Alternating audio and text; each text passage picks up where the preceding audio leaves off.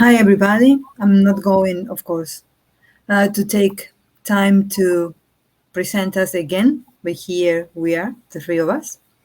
So I guess for us and for the audience that is listening to us, perhaps the best way to start is telling everybody what our latest books are about and why did we write them, and if we had an audience in mind. I personally never have an audience in mind, which is awful. It's an awful thing to say, but I think I'm like old school writing for oneself kind of thing. Of course, there's an audience somewhere, but no, I can't say in the moment I'm with that because I'm kind of having a conversation with myself. And this book, it's my latest book translated in English, but I published it in Spanish originally in 2001, in 2009. So I feel a bit far from it. And at the same time, I had to reread it for, in the translation process and everything. So I also feel close about it, but in a weird way, like if someone else wrote it. So why did I write it? I write it because I wanted to write short stories. It's a book of short stories. And I wanted to write horror. It's a book of horror short stories. I wanted to make horror political because I think that's an important twist when you are writing from Latin America. And I wanted to write female narrators, which I hadn't done before because I had two novels previously and both are narrated by men, young men, unconventional men, whatever, but still it's guys. So that's what the book is about: horror stories, female perspective, and political background, let's say. But it's not allegorical. I feel that it's a horror collection that has this characteristic. What about you? Well, I can follow. Thank you so much for being here with us. I am so pleased to have these two fabulous writers with me. And I was thinking about the question of the audience, and I feel like Mariana. There's never been an audience other than myself in my mind, and I think it's because I always wrote alone, sort of secretly. As if I were doing something bad, like a bad secret thing I shouldn't be doing. So I sometimes still feel a little bit that way. And I also feel that although it seems very unfair to the readers, it does give me at least a lot of liberty. I can just do whatever I please because I don't need to please anybody else. And well, then when it's published, I hope, well, actually, before it's published, I hope that the editors will be pleased and will want to publish my book, of course, and then somebody read it. But that's sort of an afterthought. And this is a book that is sort of different to the others in the way in which it's written. It's a very fragmentary novel. And it's about a family where every single member, plus all of their friends, are suffering from some ailment. And so it's about how they relate through the question of their suffering bodies that in many ways manifest some sort of social or personal trauma of the past, as if they were constantly reliving in their bodies those events from the past, which seem very present all the time. And so I thought it's a really body-centric book somehow, and the body is thought about as a sort of nervous system, and the family is thought about as if it were also a system within the larger system of the nations and the world and the cosmos, and even the writing of the novel. And maybe I can read a little bit, just three small fragments, since we're all going to be reading today, just a little bit. I'm going to read the beginning of the mother part, right? There's 5 parts and each has a character which is central to that part. And this is the mother, Milky Way. It was a cancerous family, or it had been. Many had died already, and the others were doing what they could to forget what it was they died of. To forget, for example, that cancer is woven silently into tissue, inside, beneath, around, that malignant cells orbit indiscernibly in blood, and sometimes they are the blood itself, and that pain doesn't always sound the alarm, or not always in time. So then I'm going to also read very briefly the beginning of The Firstborn, the elder brother. It's called Stardust, this chapter. He was tall, skinny, brittle, fragile, like the mother he had lost. He'd been broken so many times, as if he weren't broken already, shattered. And there were so many fissured bones that people lost count or simply stopped counting. Somersaults on roller skates, bicycle accidents that plunge into the sea after the tide had receded, cracks during the long training sessions for the marathons the firstborn ran every year in spite of the pain in his bones. To have rolled from a hilltop, to have splintered a clavicle. And then also very briefly, I'm going to read just a very short fragment of the protagonist, Ella. Someone whistles and Ella shivers. Some young people blow frenziedly on giant horns and announce, "We need each other. The world will end if we don't join together." She nods, circles her mouth with her hands, and hollows out her voice. "The dream of purity is a nightmare," she shouts, already hoarse from so much smoking. "Immunity will be our death." Someone stops in the street and looks for her voice, her rough, gravely voice, and Ella yells louder for the joy of yelling and for the urgent need to cry out in all directions, not caring whether that someone understands what she means when she howls. "We are all infected. The infection is health. Immigrants are life. Immunity is death." Grace, to you. Oh, thank you, Lina. So fascinating. I hear a lot of resonance with my own work. So thank you, guys. I am super excited to be here. So my book is a memoir. So I'm going to tell you a little bit about my family background that leads up to the memoir. So when I was 15, my mother developed what Western psychiatry calls schizophrenia, which is a term that I question in the book, but for lack of another word, that's what I call it. And at the time, when I looked for answers to try to understand what was happening to her, the only thing I could find said that she had a broken brain. And so even at the age of 15, I knew that there was more to the story than that. So it sort of planted this seed in my consciousness that sprouted later in life to try to trace my mother back through our family history and to try to understand the things that she herself could not talk about. It led me to graduate school, where I spent 10 years researching the Korean War, US imperialism in Korea, and then the afterlife of that war on the impact of the psyche of the Korean diaspora. So that 10-year period when I was in grad school coincided exactly with the period in which I began cooking for my mother because she could no longer do it herself.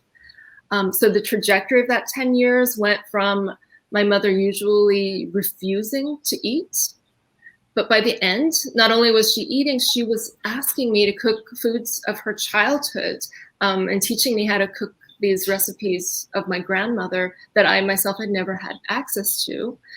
And so what I discovered was that slowly, over the course of hundreds of meals, she started to talk about the past. She talked about the war. She talked about all these family members that she had lost in the war. There had been 6 of them.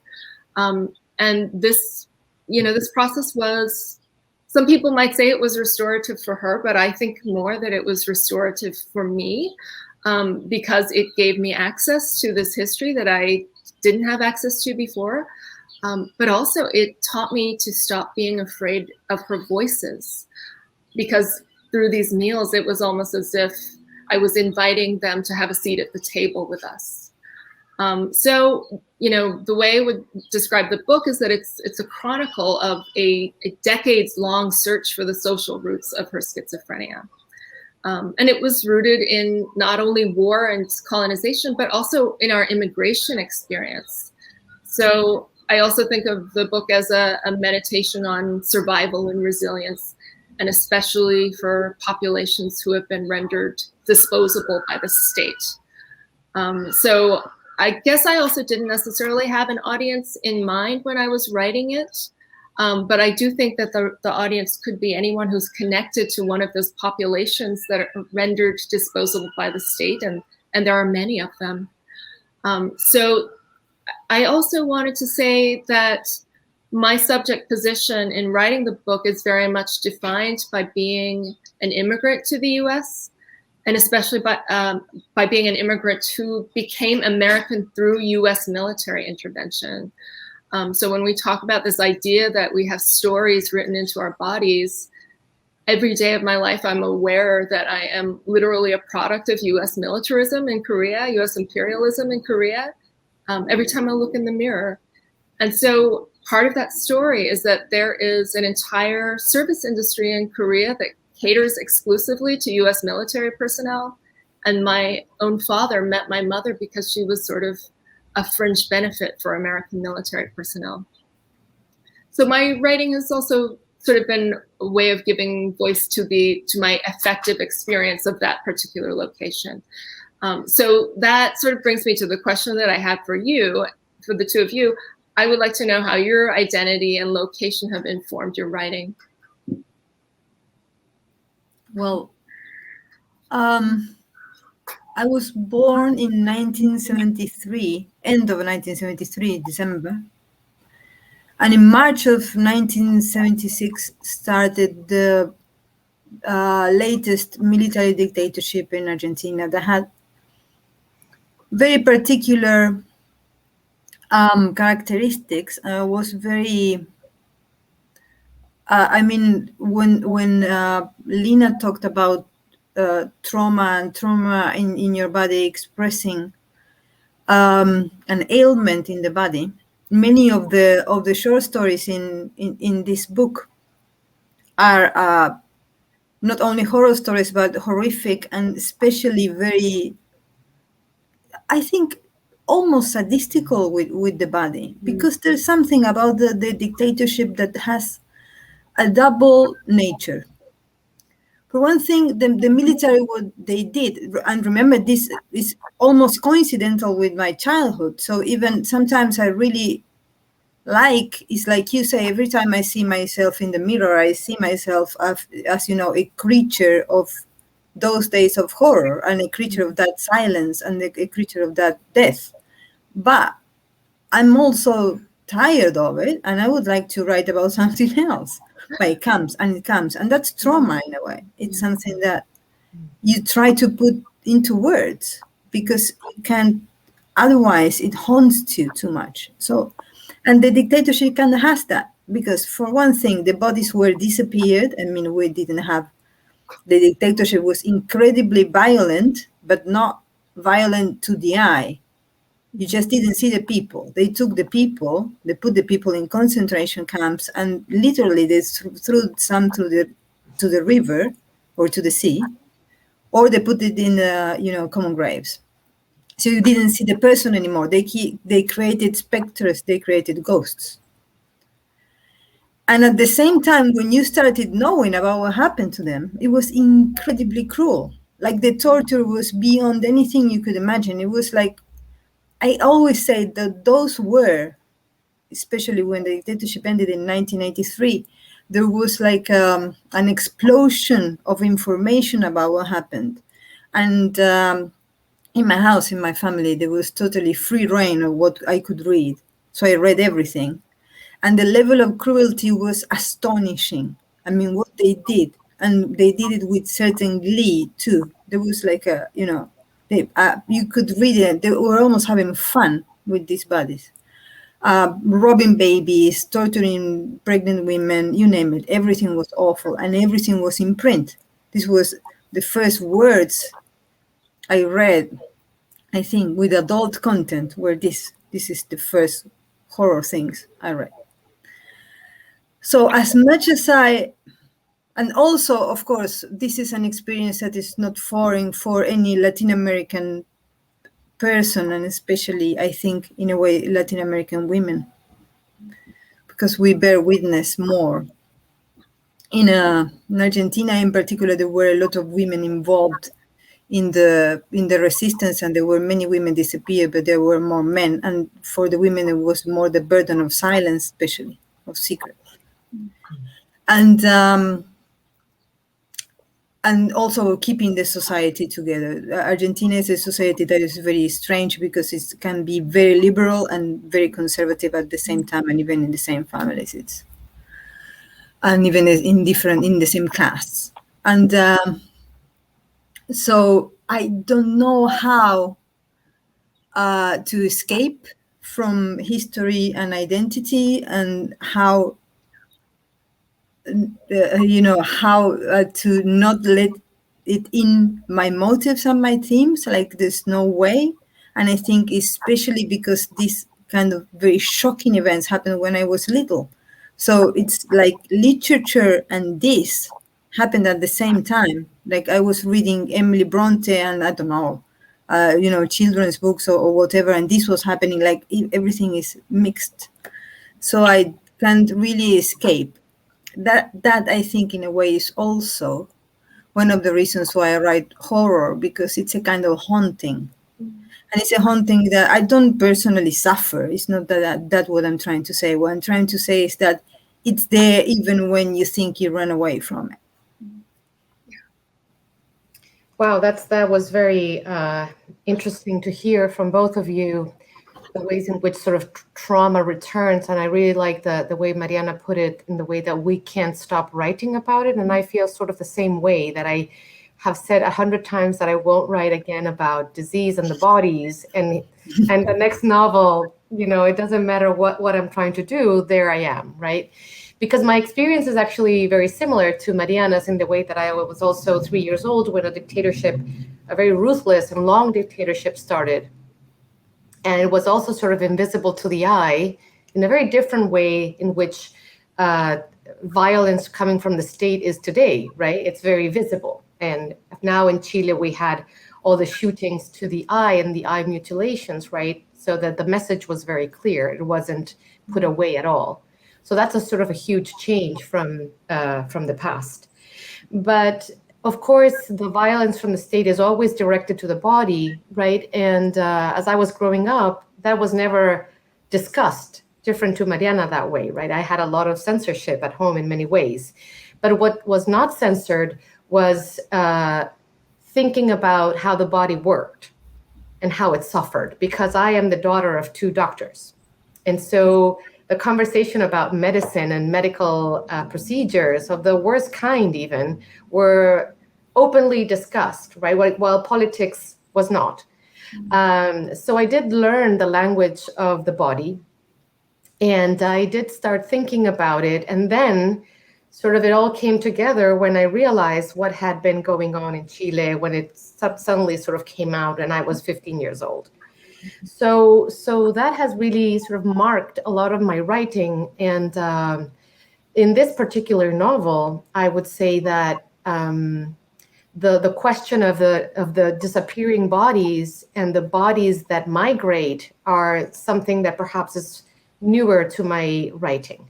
So in this particular novel, I wanted to really think not only about bodies that suffer their ailments, but also that bodies that are actually seized, right, and made to disappear. And the other thing that was very interesting to me, and I think is very marked by my identity, is that I myself am a migrant, right, from Chile into the United States. And when I came to New York, it was the 9/11 moment, right? But we in Chile also had a 9/11 moment when I was growing up.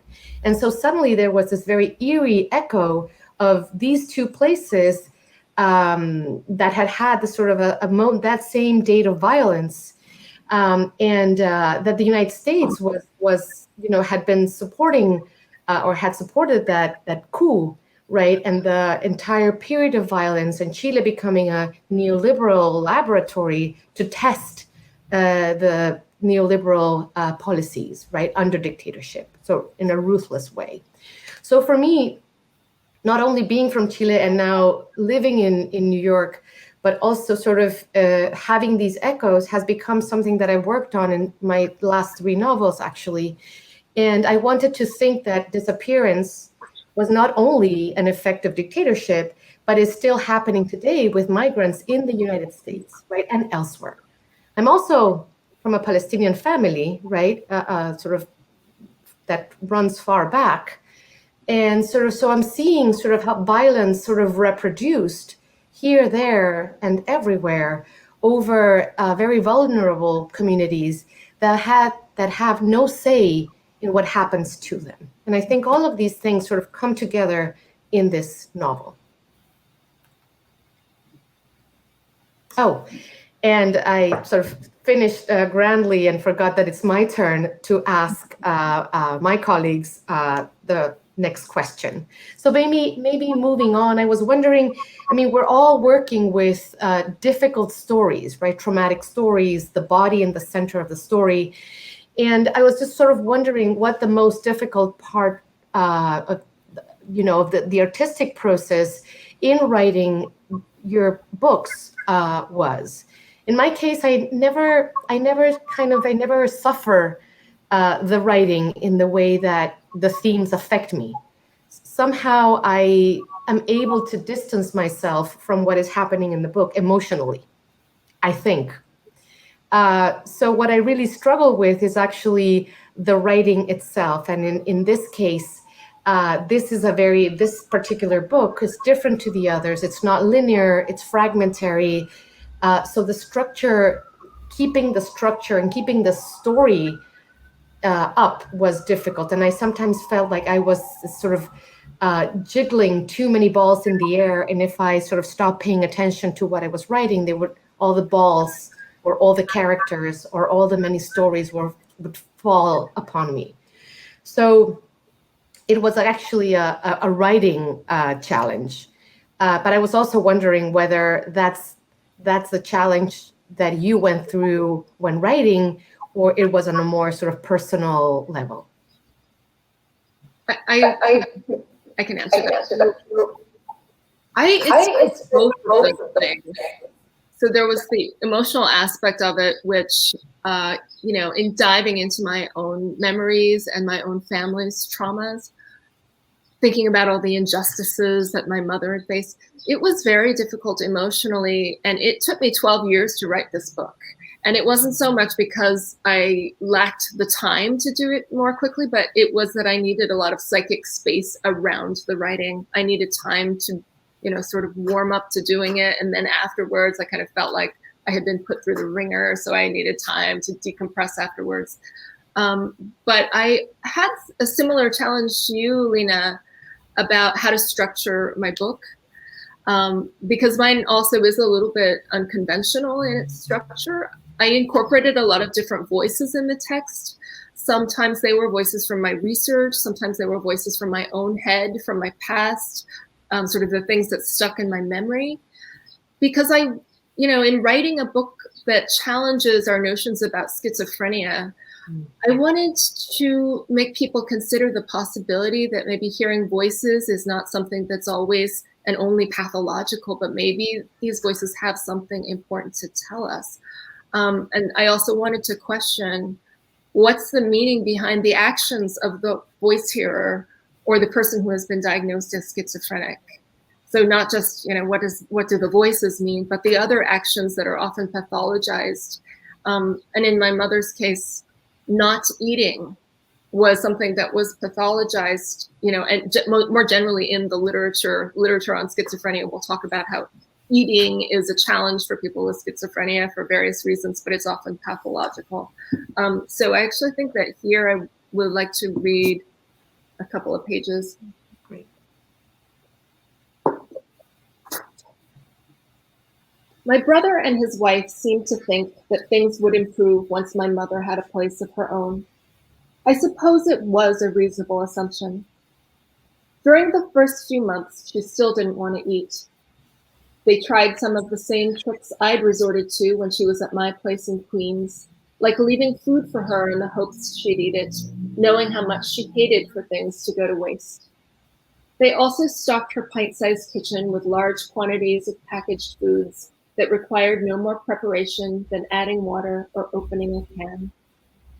According to my sister-in-law, my mother was eating the ramen and fruit cocktail, but had barely touched the powdered milk.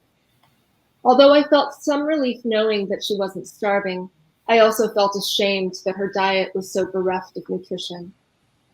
"Mom, are you getting enough to eat?" I asked. She nodded. "What about protein?" She nodded again, then snorted. "They got me powdered milk." "Oh yeah?" I said, feigning surprise. She became quiet as if she had already lost her train of thought and was deep in some hallucinatory reverie. "I can't stand the taste of it," she said. "Tastes like war." It was only the second time she had ever brought up the war without my prompting. Her words jolted me into a reverie of my own, as fragments of my research tumbled around in my head. Images of babies sitting on dirt roads next to the bodies of their dead mothers, and napalmed women bandaged like mummies. The words of a woman who survived the Nogani massacre, who lost her child when American planes dropped bombs from above. That day, I saw the two faces of America. The words of a war bride who remembered American food aid. I had heard of the Yankees and how they were here to save us. We were all hoping for rice or barley, and we drooled at the thought of so much food, but it was an endless supply of powdered milk that caused all who drank it to suffer for days with diarrhea. In February 2002, my mother finally went to the hospital after my brother and sister-in-law called an ambulance and had her admitted on the grounds that she was trying to starve herself to death. After the hospitalization, she started meds again, started to eat again, but still not much, not everything. Her resistance still took the form of rejecting food, but the foods she couldn't or wouldn't eat were very specific, like the powdered milk. After Arnold Schwarzenegger was elected as California's governor, she asked me to stop buying her Arnold bread. "Mom, you know it has nothing to do with him, right? The name is just a coincidence," I said. She smiled and let out a little laugh, as if she knew how crazy it sounded. She always seemed to put a great deal of thought into her choices to eat or not eat something. In time, I recognized these choices as an expression of agency, tiny acts of rebellion against enormous structures of power. Wow, that was quite powerful. Mm-hmm. And I was thinking about how, for some reason, I wrote some stories also about the refusal to eat, and how I never had that problem, but I really hated when it's pathologized like 100%. Like, of course, I mean, you won't deny, and I hope that if that happens to me, someone will help me. But I mean, to only consider something like you have to pathologize and that's it, and you can't think about in other dimensions, is something that always disturbed me, because I find, something rebellious about it that comes from some other place. Maybe I'm rambling, but I wanted to say I like it a lot. So, but to me, the most difficult part, I think, about writing the short stories, it's very easy, really, and short. They were my first short stories, so I was learning to write them, teaching myself how to write them. I don't go to usually to workshops or anything like that, or creative writing barely exists in Argentina, and so I just wanted to do it, didn't know how, and I entered it like in a very joyful way, because I do enjoy writing. So I think I keep that kind of not being very conscious of what I'm doing, Otherwise, the challenge of writing anything would be perhaps overwhelming. Some kind of, oh, I'm going to write a short story now. It's easy. It's like a novel, way shorter. And then you realize, oh, no, not at all. So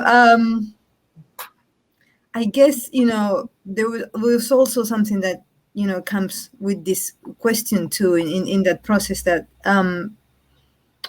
I was wondering what perspective or beliefs you challenge in your work by writing this, especially. And for me, it's easy too. It was like two things. First, I had never read short stories and horror stories, so that was a challenge, and that was something I thought I couldn't do, because I wrote a long, fantastical horror novel that I sent to publishers and stuff. Everybody told me it was awful, and they were right. Like, it was awful. So I thought that maybe if I could make it shorter, I could control it more, and it worked. And also, one of the challenges was to do female narrators, because, like I said, up to that point, they were all, men, guys, kids, but, and unconventional, gay, whatever. But I mean, and I was wondering why, as a woman, I can do that. And I had to, also teach myself that to be a woman is not an essentialism kind of thing. There's not because you in your body know what it is. That doesn't mean that when it goes into the writing, into words, you know how to write a female narrator. They're two very, very different things. Why could I write men better? Because I've read more male narrators. This is like, and so I was wondering what my challenges, I guess, with this collection in particular were more technical than anything else. When it was finished, then it came all other significances and, like deep things that were there. But when I was doing them, it was much more technical than when you read them, you think, this author is maybe working with deep stuff. And like Lina said, I distance myself a lot from themes I mostly enjoy myself, or I'm more worried about how and what. Mariana, would you read a little bit? Yeah. This is kind of this is a story about children that disappear, but not in a political way, but just run away from homes and stuff. And this is kind of one woman. Well, I can read it. It's self-explanatory. When Vanadis, this is one of the disappeared girls, used to turn tricks near Constitucion, she'd sometimes run into the kids from the prison. Not inmates, these were kids, boys and girls, and a few adults as well, who squatted in the ruins of the Caseros prison. Those walls were supposed to have been demolished years ago, but there they remained, towering and dangerous, and no one seemed to care except the neighbors. Little by little, it had filled up with addict kids, usually hooked on cocaine paste, but also on glue and alcohol. The kids had run off the poor families and homeless people who had settled in the ruins. No one else could live where the addict kids live. There were fights, overdose deaths, dealers who murdered and were murdered, theft, and abysmal squalor. No one there walked close by the prison, and the neighborhood around the ruins slowly died. The addict kids usually emerged from the prison at dusk and went out to panhandle nearby. A girl from the Caseros death house, one TV station had referred to the ruins that way, and the macabre name stuck, came in one day to the Chacabuco Park Development and Participation Center and said she wanted to report what she knew about Vanadis. She didn't want to go to the police or the judge, she told, because she was in too deep and didn't want to go to jail or rehabilitation. She wanted to die in the street. She didn't care about anything. Her arms and legs were covered in sores, and she'd lost 2 pregnancies in the Caseros ruins. She didn't know how or who the fathers of her unborn children were. She figured they must have been other addicts, but she didn't remember. and she surely must have slept with them for money or more drugs because she liked girls. She didn't want to give her name in her testimony, and she asked to be called Loli.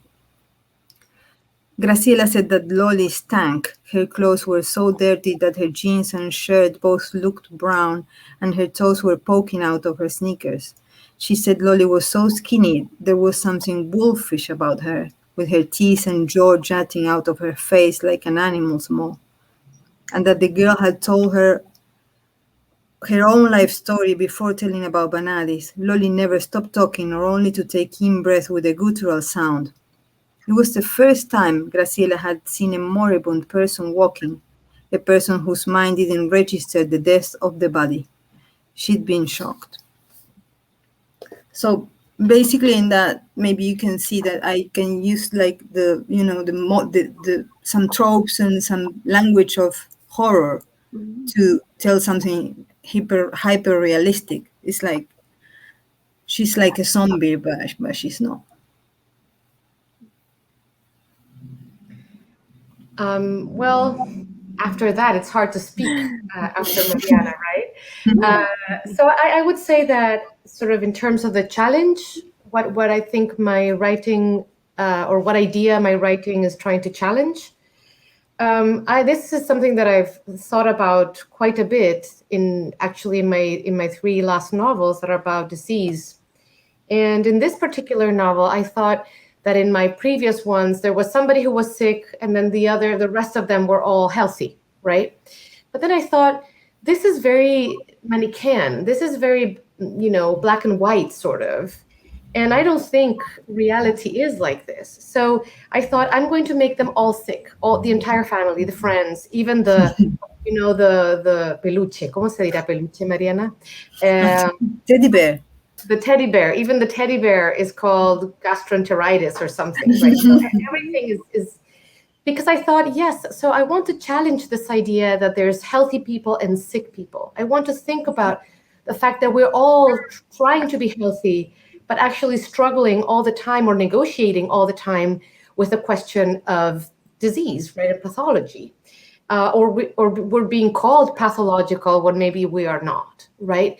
And so how would that world look like? And the interesting thing for me is that I published the book, and then a year later, in Spanish, I mean, and then a year later we have a pandemic, and it seems like it's come true that everybody is either getting sick, scared to be sick, or running away, right? And so that's very briefly, because we're almost out of time, I think. I think so. I think we should start getting questions if there's any. But Grace hasn't answered the question, so we need to hear her. I know. Oh, well, I don't think that my answer is actually that much different than yours, because what struck me about all of our work is that it all questions the idea of the pathological and really sort of locates the pathology in the social rather than in the individual.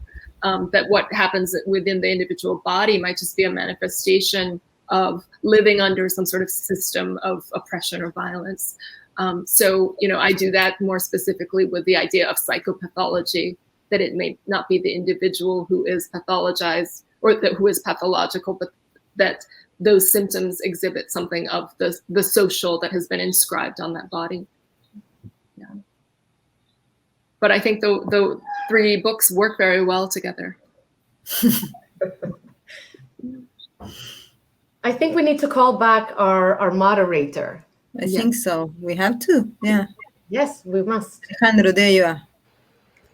Hi, everyone. Yes, so we're going to move on to the Q&A section of the conversation. Again, if you have any questions for our speakers, please use the Q&A button at the bottom, and we'll try to get to them. The first question from our audience is, how much research into the science of trauma do you factor into your projects? Where in the process, if ever, do you like to incorporate that research? I can start. So in the segment that I read, there were some quotes from research. So I don't really look at trauma from a medical point of view at all. I look at it in terms of cultural trauma and collective trauma, but I sort of weave it into the writing as a way of bringing in the different voices. Well, I can say that I sometimes do a lot of research generally speaking, and sometimes I actually don't do any. But for this novel, I did, because my protagonist is actually an astrophysicist, and I had no idea what astrophysics was. I eventually fell in love with astrophysics. It's amazing. It's very poetic too, very conjectural. But I also always read a lot on medicine.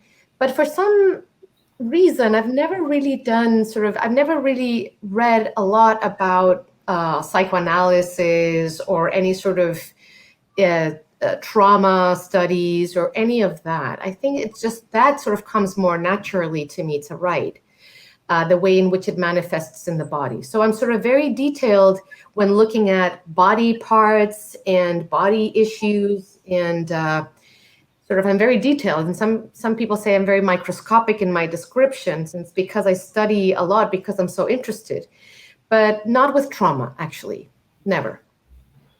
How about you, me Mariana? neither. Me neither. I think I never did any research about trauma. Not for literature. I mean, if I read something, it was out of curiosity, but not for using it in literature at all. I do research when I need to. Like I wrote a long novel, and some of it is about the occult, and contrary to what some people might think, I don't know much. I can do tarot readings, but So so that I investigated a lot, but it's usually this is specific, like astrophysics. I don't know much about it, and I want to know a lot to be able to mix it and do whatever I want with it too. I think maybe I'm traumatized, so I don't need to research about it. Maybe. Great. We can move on to the next question, which I think is somewhat related. And this one comes, I think, as a barrage of it's a 3-part question. So I'm going to read it, and then whatever you get from it, you can respond to. Okay. How do you approach writing the relationship between bodily experience and consciousness? How are sensation and emotion connected? And how do you communicate that on the page? So this is more about the connection between body and consciousness, or body and mind. Mm-hmm. Well, I think I can start with this one, or try. One of the things I've also thought a lot about is sort of that modern idea, a very sort of masculine idea too, coming from philosophy mostly, that the head doesn't belong to the body somehow. Right. And so male writers were sort of appreciative of ideas, and women were connected to the body, so to speak. And of course, the body was second rated that way. So one of the things I've been so interested in is sort of trying to bring back not only the mind with its ideas, but sort of the emotions that also come from our experience and are somewhat produced, right, in our brains, as sort of thinking of the body as a whole system that is completely interrelated.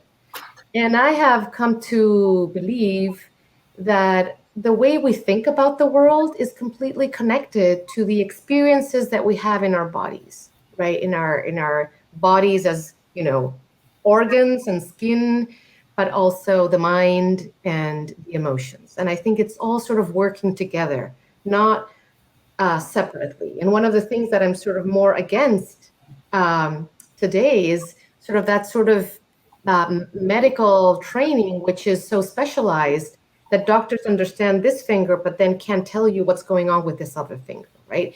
So there's a sort of a disconnect in the parts of the body. And I just sort of want to bring them back and think about them in the way they all sort of collaborate. And so in the writing, that comes out many times, I guess, as very sort of poetic and also as behavioral, right? How people act is a manifestation of what they've been through and what they're feeling. Yeah, also, I think, Lina, it's interesting that you mentioned that a couple of times that your book is fragmentary, because a lot of my writing is also fragmented, because I think that's sort of one way of putting on the page that there is a space between affect and emotion, or a space between sensation and consciousness, that we can't always just put it into a linear or coherent narrative. yes, and I agree with you also in terms of the poetics, that it gives us permission to be able to write in these fragments. There was another part of that question. I think the latter part is sort of about how you bring that then to the page and to your writing practice. Mm-hmm. For me, it was very important, and it still is, to be very clear about the senses, how people smell, how do I smell, how pain feels to the mind, how pain makes me crazy, how being in constant pain makes my mind a certain way, how constant psychic pain makes my body to be in a certain way, and how this is all, connected to, in my case, in this book in particular, to the city and to other people in a very organic way. It's like a system that is kind of sick. That's the what I get a lot from people is that the stories are kind of sick, but they don't mean that sick in a way, in the way of, oh, this is very sick, like you're totally, no, I mean that there is sickness in it. There is something that is not functioning well, and I think that it's the norm, really. It's not there's some kind of idea that this is kind of the exception, but I think it's the rule. I think sickness is more how it works than the wrong part of the system. I think this is sick, really. It's ill. Maybe there is a less strong of a word. But illness is what constitutes us in a way, something like that. Great. I want to move on now to our last question from the Q&A. This one's is focused on translation. Our audience member is asking, could you talk about translation in the sense of language for Mariana and Lina? What does it feel like to be reading from these texts in English? And in the case of Grace, the translation of the experience of a mother who thought and spoke in Korean. There's a lot of translating going on, and not only in the themes of the book and in the experiences that you're all writing about, but also the very literal translation of some of these books.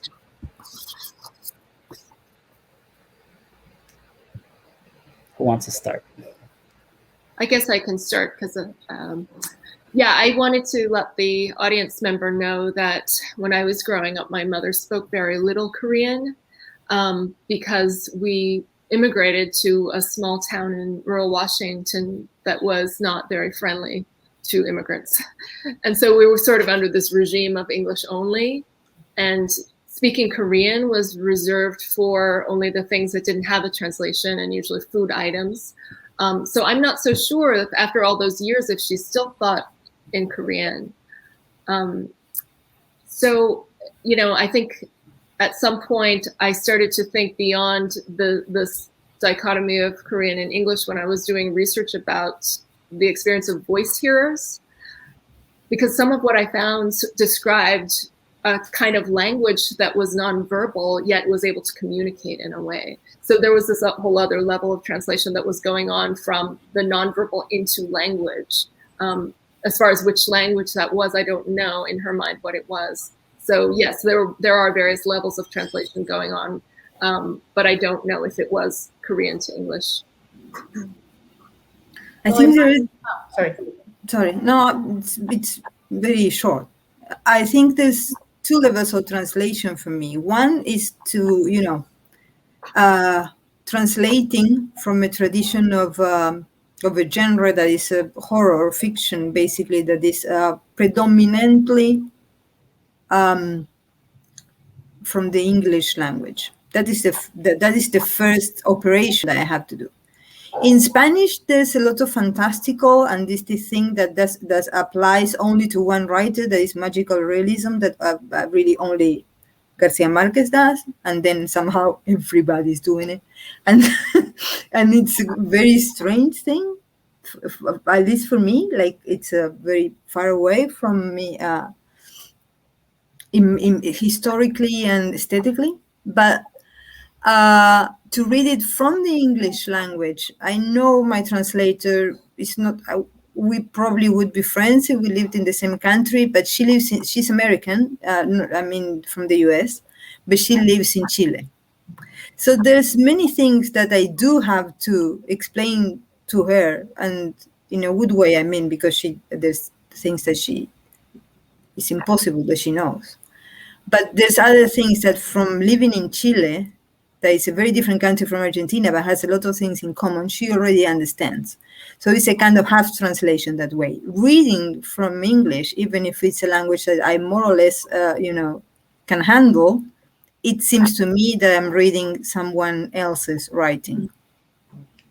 Even if it's a language that I speak, and even I mean, and my husband speaks in English, so because he's Australian, so it's something that I'm very used to do. And still, when I read myself in English, that is a language that I know, doesn't seem like me. It's it's a very, very strange, like impersonal thing. It's weird. And I like it more in English, which is even more weird.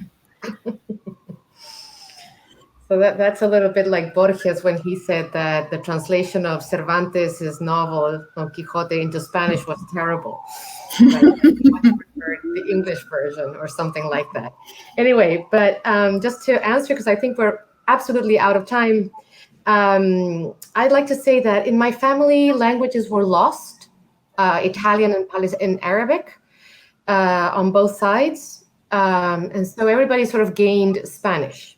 And then the other sort of part of the story is that when I was a child, my parents lived in the United States, actually in New Jersey, for 2 years. They worked in the city in Manhattan. And so I went to school and I learned to read and write in English. So that was my first reading language. And so when we returned to Chile, I also lost English and gained Spanish. And I think this is maybe the psychological reason why I don't like to write in English. I'd rather write in Spanish because I'm sort of like this thing that we've gained and I don't want to lose my language again. Mm-hmm. A lot of people ask me, why don't I translate myself or why don't I write in English?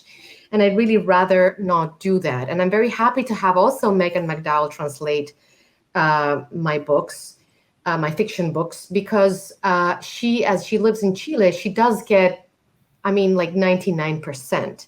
But also she's a very playful and literary translator. So she really gets when I say, don't just do that literally, just don't do translation like word by word, which is she doesn't, of course, but just sort of feel free to work on the rhythm. So even if you have to, go further away from the actual meaning that I want you to play with the language in English.